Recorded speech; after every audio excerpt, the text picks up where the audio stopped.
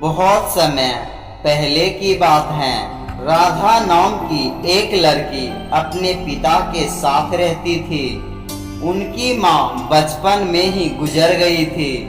वह अपने घर का काम करती, फिर कॉलेज जाती थी।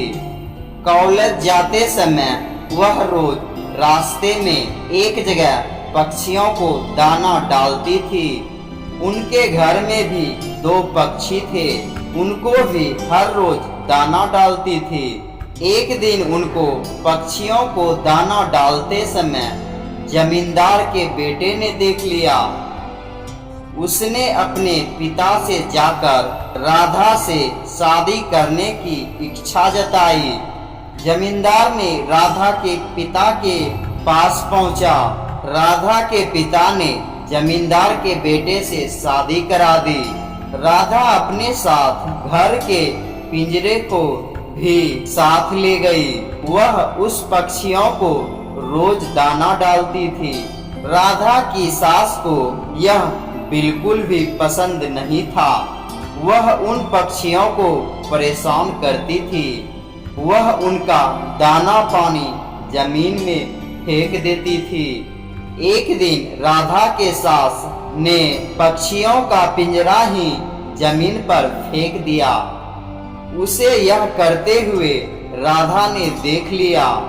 राधा ने मना किया तो उसकी सास ने राधा को डांट दिया।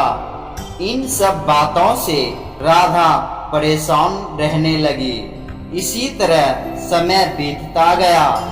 एक दिन राधा के पिता ने परेशानी का कारण पूछा तो उसने सारी बात बता दी।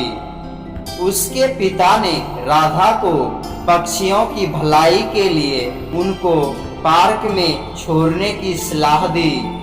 अपने पिता के कहने पर राधा ने उन दोनों पक्षियों को बाकी के पक्षियों के साथ पार्क में ही छोड़ दिया।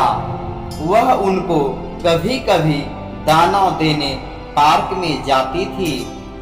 अब सभी पार्क के पक्षी राधा के अच्छे मित्र बन गए थे। पक्षी अब राधा के घर भी आने लगे। राधा की सास को जब यह पता चला गया, वह गुस्सा हुई। वह राधा को उनके मायके छोड़ने के लिए उनको साथ लेकर गई। रास्ते में कुछ चोरों ने राधा की सास के गहने चुराने की कोशिश की।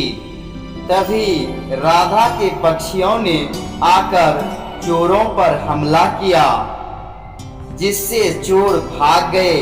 इसके बाद राधा और उसकी सास घर ही लौट आए।